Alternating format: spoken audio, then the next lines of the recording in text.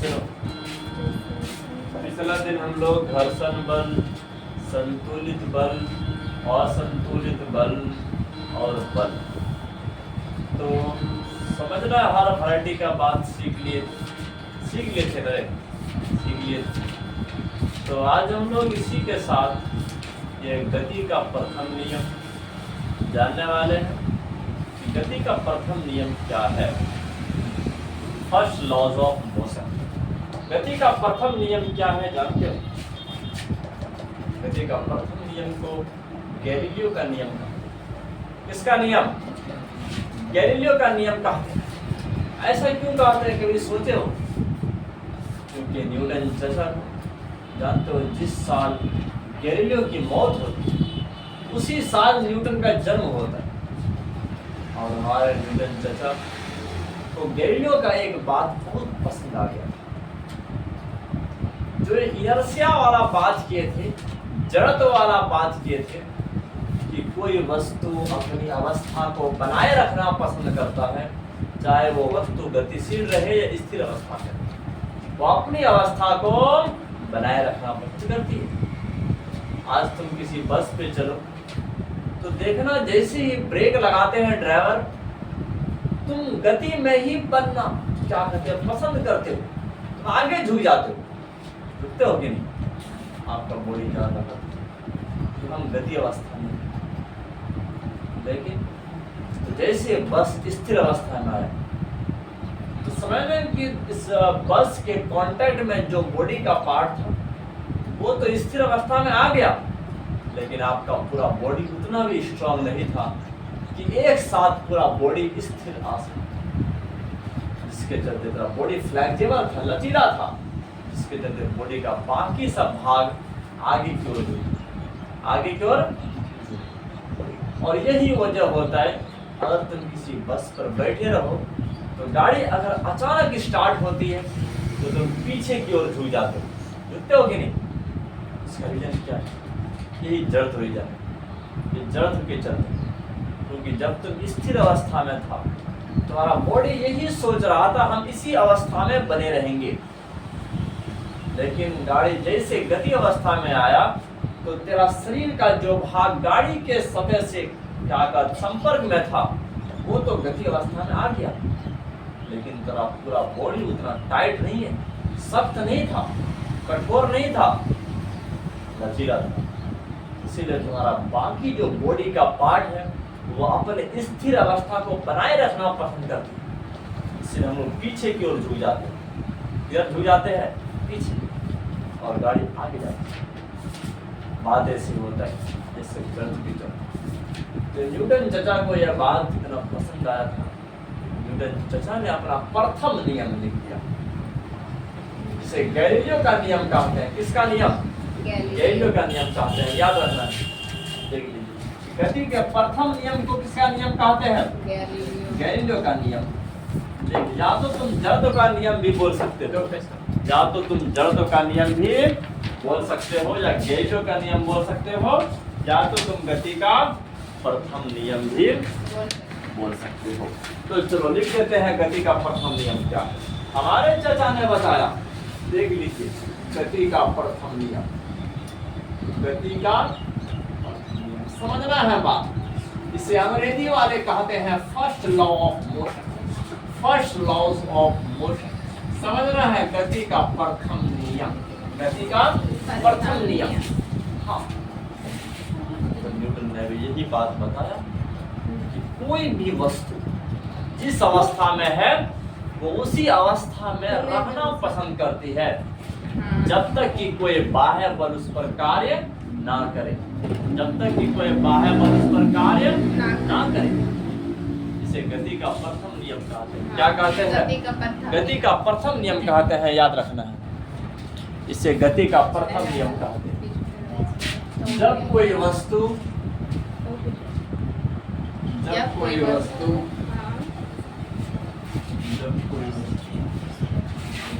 गतिशील या स्थिर अवस्था में रहते हैं, गतिशील या स्थिर अवस्था, गतिशील या स्थिर अवस्था, अवस्था में होते हैं तो यह अपनी अवस्था को बनाए रखना पसंद करती है। तो यह अपनी अवस्था को बनाए रखना अपनी अवस्था को बनाए रखना पसंद करती है। बनाए रखना पसंद करती है जब तक कि कोई बाह्य बल कार्य ना करे। जब तक कि कोई बाह्य बल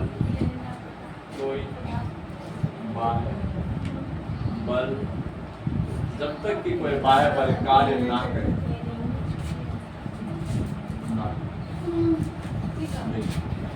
इसे गति का प्रथम व्यवहार। कोई भी वस्तु अगर गतिशील है वो हमेशा गतिशील ही रहेंगे, हमेशा गतिशील रहेंगे जब तक कि तुम पे बाहरी बल ना लगा। जिसे घर्षण बल वही ना वस्तु को रोकने का कार्य कर रहे थे, वही कर रहे थे। बिल्कुल याद रखना है, देख लीजिए। इसे गति का प्रथम नियम, इसे गति का प्रथम नियम। मतलब अगर बाहरी बल अगर शून्य रहे तो वस्तु अगर स्थिर अवस्था में है तो वो हमेशा स्थिर अवस्था में ही रहेंगे। वस्तु अगर गति अवस्था में है तो वो हमेशा गति अवस्था में ही रहेंगे। बिल्कुल याद रखना है। इसी को कहते हैं गति का प्रथम नियम। गति का प्रथम नियम। अरे नियम कहाँ लिखे? गति का प्रथम नियम। इसे गति का प्रथम नियम का, गति के प्रथम नियम का और सब भी नाम है। ऐसा बात नहीं समझना है। देख लीजिए कि गति के प्रथम नियम, गति के प्रथम नियम को, गति के प्रथम नियम को जड़त्व का नियम भी कहते हैं। समझना है बात। जड़त्व का नियम, जड़त्व का नियम भी कहते हैं, जड़त्व का नियम भी कहते हैं। समझ लगी? आप गैलीलियो का नियम भी बोल सकते हैं। इन सब के नाम से जाना जाता है। देखिए बहुत सिंपल जैसा इसके पीछे बस। अगर तुम जानते हो किसी पौधे को हिलाते हो जोर से, इसका पत्ता नीचे गिर जाता है। इसके पीछे रीजन यही है, जड़त्व के चलते। किसके चलते? जड़त्व के चलते। क्योंकि जब पत्ता पहले स्थिर अवस्था में था, तुम जैसे गति अवस्था में लाया उसके डाली को, लेकिन पत्ता अपनी स्थिर अवस्था को बनाए रखना पसंद कर रहा था, इसलिए वो गिर गया। इसलिए वो क्या हो गया? गिर गया। नहीं, झड़ करके नीचे गिर गया। जड़त्व के चलते। आज देख लीजिए किसी कंबल को हम लोग क्या कर डंडा से पीटते हैं तो जितना भी धूल कण होता है वो नीचे गिर जाता है। इसका रीजन क्या है? क्योंकि कंबल के अंदर जितना भी धूल कण था पहले वो स्थिर अवस्था में, लेकिन जैसे डंडा मारकर कंबल को गति अवस्था में लाए, लेकिन वो धूल कण जड़त्व के चलते अपनी अवस्था को बनाए रखना पसंद किया और वो नीचे गिर गया। नीचे गिर गया। हाँ, समझना है ऐसा किसके चलते? गति के प्रथम नियम के चलते। किसके चलते? गति के प्रथम नियम। लेकिन हमारे चाचा गति के दूसरा नियम जानते हैं, सेकंड लॉ ऑफ मोशन। ये गति का जो दूसरा नियम, इसमें हमारे न्यूटन चाचा क्या बात बताई? समझना है बात। न्यूटन ने क्या बात बताई? देख लीजिए, गति का द्वितीय नियम।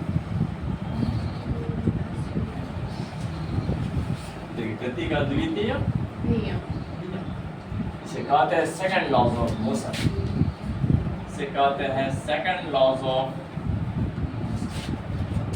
समझना है बात को। देख लीजिए, गति का द्वितीय नियम, इसमें हमारे न्यूटन चाचा बता रहे थे, जानते हो? देख लीजिए, तुम लोग को मैं एक एक्सपेरिमेंट बताते हैं। एक्सपेरिमेंट अच्छा लगे तो लाइक सब्सक्राइब कर दो। गति का द्वितीय नियम क्या है जानते हो? तुम लोग बहुत सारे एक्सपेरिमेंट किए होंगे।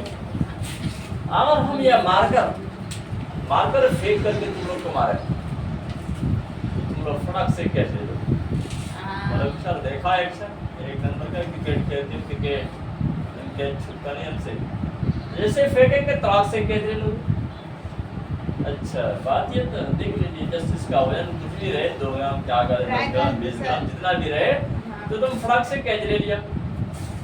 अगर इससे आधा वेट वाला गोली, इतना टा गोली अगर हम किसी राइफल में क्या करते सीट करके अगर मारे तो क्या तुम खोपड़ी कैच ले उड़ लोगे? जाएगा। खोपड़ी उड़ जाएगा। देख लीजिए। आप यहाँ बताइए कि आखिर ये क्या कहते हैं वजन जो था, वजन जो था लगभग क्या था, समान वजन था, लेकिन सिर्फ स्पीड ज्यादा हुआ। ज्यादा स्पीड होने के बाद ज्यादा बल तुम्हारे ऊपर आरोपित हुआ, ना रे? ज्यादा बल आरोपित हुआ। समझ रहे हैं बात? कि अगर हम देख लीजिए इसी मार्कर से ऐसे करके फेंके तो पकड़ लोगे, अगर बहुत रफ्तार से फेंके तो तेरा खोपड़ी उड़ जाए। नहीं, ऐसे हटा। बात ऐसे होता है। इसका रीजन क्या है?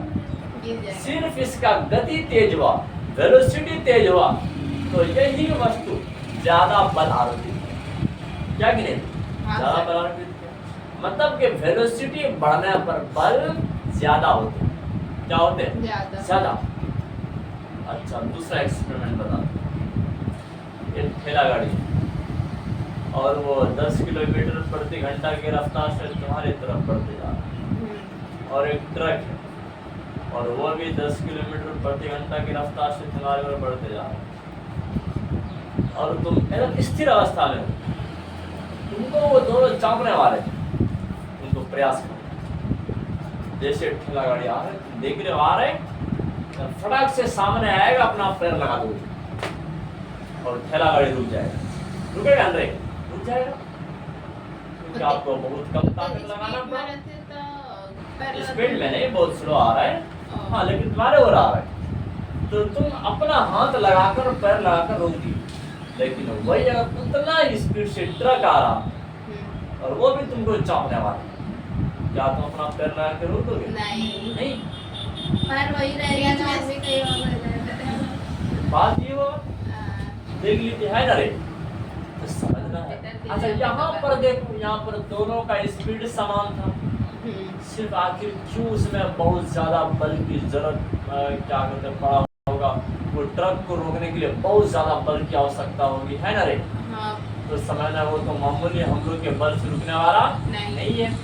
यहाँ वो आसान है देखो सर। स्पीड समान है, सिर्फ ज्यादा द्रव्यमान होने के चलते वो ज्यादा बल आरोपित करते हैं। ज्यादा द्रव्यमान होने के चलते ज्यादा बल आरोपित करते हैं।